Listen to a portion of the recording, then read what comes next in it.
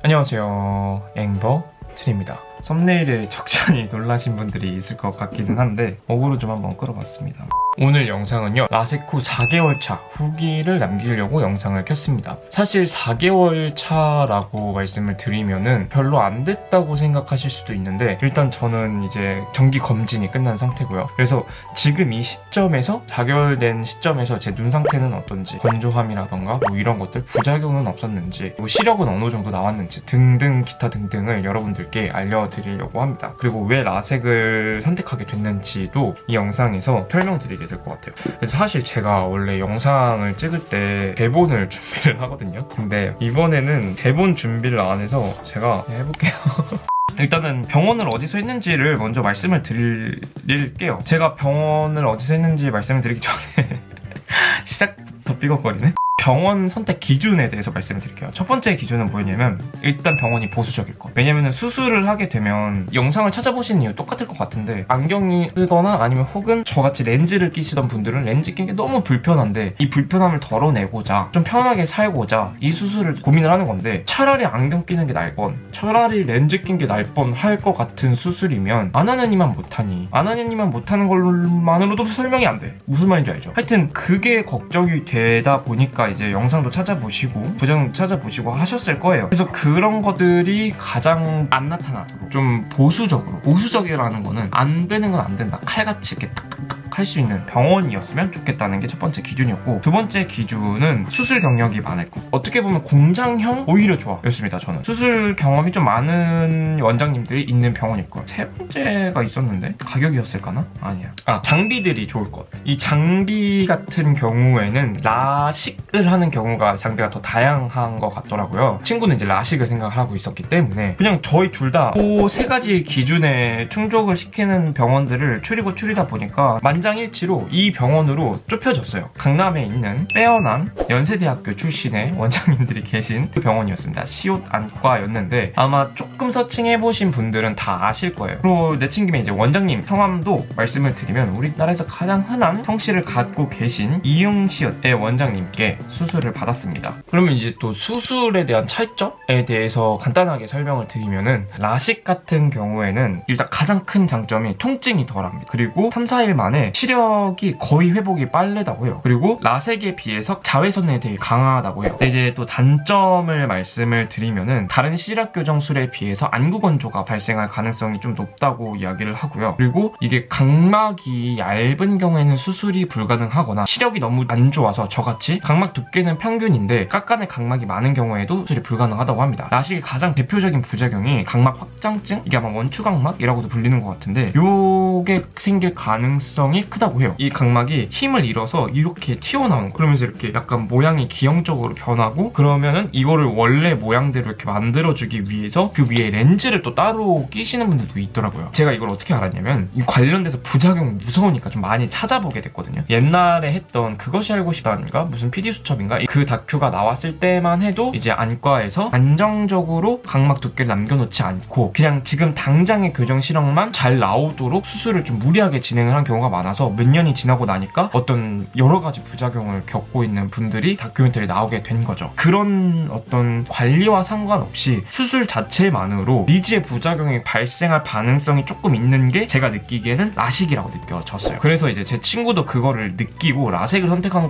거긴 한데, 당연히 라섹도 단점이 있습니다. 부작용 당연히 라섹도 있고요. 그래서 라식의 장단점은 이렇게 정리를 할 수 있을 것 같고요. 라섹 같은 경우의 장점은 일단 레이저를 통한 시력 교정술 중에서 현재까지 가장 오래된 수술 중에 하나예요. 그러니까 그만큼 데이터베이스도 많고, 그만큼 어떤 부작용이라던가 이런 거에 대한 연구도 가장 많이 활발하게 진행된 수술이기 때문에, 저는 이거를 다른 말로 하면은 부작용이 발생할 가능성, 그리고 그 부작용에 대한 대처법이 훨씬 더 잘 마련이 돼 있다라는 생각이 들어요. 단점으로 가게 되면은, 그러니까 안전성 빼고는 다 단점이에요. 일단은 시력 회복이 굉장히 느리게 됩니다. 그러니까 한 달 가까이 시력이 계속 올라간다고 하는데, 저는 한 3, 4주 만에 시력이 쭉 올라왔던 것 같긴 해요. 근데 진짜 한 1, 2주 동안은 시력이 들쭉날쭉한 느낌이에요. 첫날 수술 당일날보다도 막 언제는 안 보이고, 그래서 또 다음날 또 갑자기 보이고 이랬었던 거여서, 이건 뒤에서도 제가 자세히 또 말씀을 드리도록 하겠습니다. 그래서 일단은 늦은 시력 회복, 그리고 마찬가지로 상처 회복, 이것도 가장 오래 걸린다고 하더라고요. 그리고 통증도 가장 많은 수술 중에 하나입니다. 저희 누나 같은 경우는 저보다 한 3, 4년 먼저 라섹 수술을 했는데 저는 다행히 누나만큼은 아니었어요. 각막도 훨씬 제가 더 많이 깎아냈는데 누나는 이틀 3일 차에 그냥 방에서 울었어요. 계속 눈이 너무 시려서. 근데 저는 그 정도로 아프지는 않았습니다. 여튼 다른 수술에 비해서는 통증이 좀 있는 편이다. 그리고 이게 이제 또 라섹의 부작용이죠. 각막 혼탁이 발생할 가능성이 가장 큰 수술입니다. 라섹 같은 경우에는 위에 상피세포인가? 그거를 잘라내는 거다 보니까 그게 재생이 다 되고 완전히 회복이 돼야 이제 자외선으로부터 손상이 안 되는 건데 그 기간 동안 자외선을 제대로 차단해주지 않으면 앞에가 되게 뿌옇게 보이는 각막 혼탁이 발생할 수 있다고 하더라고요. 근데 저 같은 경우는 이것도 뒤에서 말씀을 드리겠지만 정말 꼼꼼하게 자외선 차단을 해줬습니다. 저는 양산까지 들고 다녔거든요. 그러니까 라식은 당장의 부작용을 몰라요. 나중에 어떤 부작용이 나타날지 모르는 느낌이 강했어요. 제가 알아본 바로는. 이거는 개인의 선택에 달린 것 같아요. 무엇을 선택하든지 그 책임은 또 본인한테 있는 거다 보니까 좀 더 신중하게 생각을 하시라는 거. 제 시력이 어땠는지도 말씀을 드려야 될 것 같고 제 눈수팩은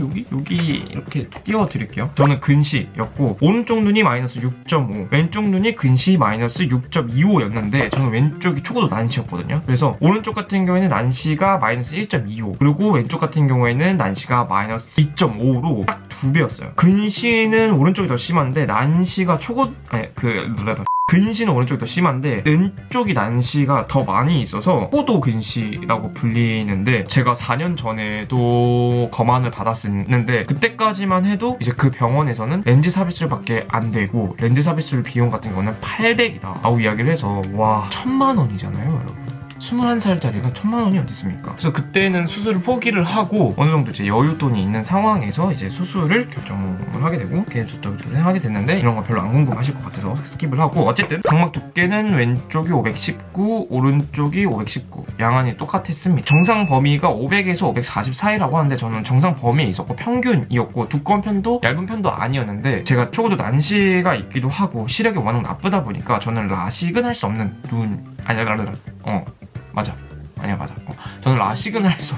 저는 라식은 할 수 없는 눈이었습니다. 추정 결상량 같은 경우에는 오른쪽이 94, 왼쪽이 105였는데 이게 이제 안정적이고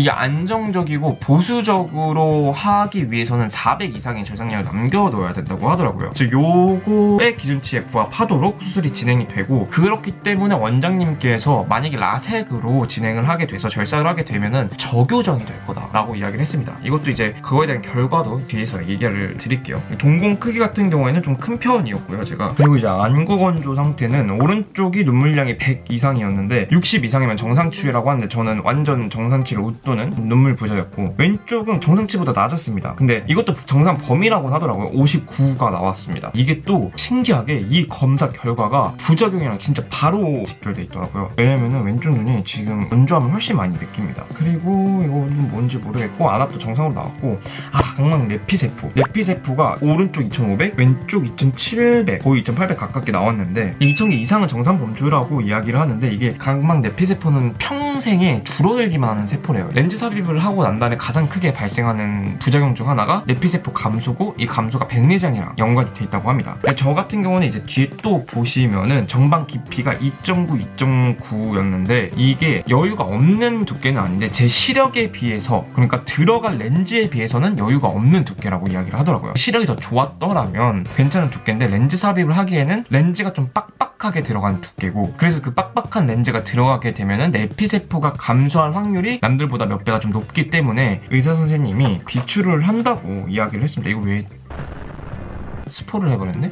이게 이런다니까요? 대본을 안 쓰면 앞뒤가 없어. 여튼 이러한 제 눈스펙을 가지고 할 수 있는 수술은 2가지였습니다. 렌즈 삽입이랑 라섹. 제가 왜 라섹을 선택을 했느냐? 일단 저도 원장님한테 물어봤죠. 원장님한테 저 무슨 수술을 하면 좋을까요? 이렇게 물어봤는데 저 같은 눈은 아까 전에 말씀드렸다시피 전망 깊이가 여유 있는 편이 아니기 때문에 내피세포 감소할 확률이 높고 남들에 비해서 그래서 부작용이 나타날 가능성이 높은 눈이기 때문에 뭐 이런 지형도 검사도 하거든요. 각막 지형도 검사 이런 것들도 다 정상으로 나왔고 라섹을 했을 때 훨씬 안정적인 눈이다 라고 원장님이 말씀을 해주셨어요. 그리고 나서 이제 견적도 받아보게 되죠. 저는 엑스트라 각막 강화 시술 같이 다 포함해서 265만원 견적이 나왔고요. 그리고 렌즈 삽입술 같은 경우에는 580만원 정도의 견적이 나왔습니다. 거의 렌즈 삽입이 2배 이상으로 비싼 것도 있고, 뭐 돈이 어떻게 남는지까지는 제가 잘 모르지만 그럼에도 불구하고 더 싼 라섹을 추천하는데 전문의가 추천을 했는데 거기에 대한 합당한 이유가 있지 않을까. 그러면 이제 수술을 했을 때를 이야기를 드리겠습니다. 당일날에도 검안을 합니다. 간단한 검안을 거치고 원장님을 또 한번 봬요. 그래서 원장님을 가가지고 이렇게 눈에 마커 같은 걸로 뭐 이렇게 뭐 난시축? 뭐 이런 거를 표시를 하거든요. 근데 그거는 마취제를 넣어서 별로 이렇게 느낌이 느껴지진 않습니다. 그리고 난 다음에 이제 위로 올라가서 수술복 갈아입고 소지품 다 내려놓고 안경도 다 벗어서 거기 보관함에다 넣어야 되거든요. 그 순간부터 저는 아무것도 안 보여요. 왜냐면은 저랑 비슷한 시력이신 분들은 아시겠지만 제가 보는 세상은 대략 이렇습니다. 정말 이래요. 다시 돌아와서 저는 제 손을 선명하게 보기 위해서도 이 정도 거리에서 봐야 제 손이 선명하게 보이는 그 정도의 눈 시력을 갖고 있었기 때문에 렌즈를 벗는 순간 진짜 배는 게 하나도 없어요. 겁이 하나도 안 납니다. 원래도 이런 거에 대한 겁이 조금 없는 편이기는 한데, 그리고 편안한 소파에 누워서 앙약을 점안을 하고 이렇게 대기를 하게 됩니다. 그리고 나서 이제 이름이 불리면 수술실로 가는데 솔직히 말하면 아무것도 안 보여요. 저한테 보이는 건 길. 이쪽으로 오세요.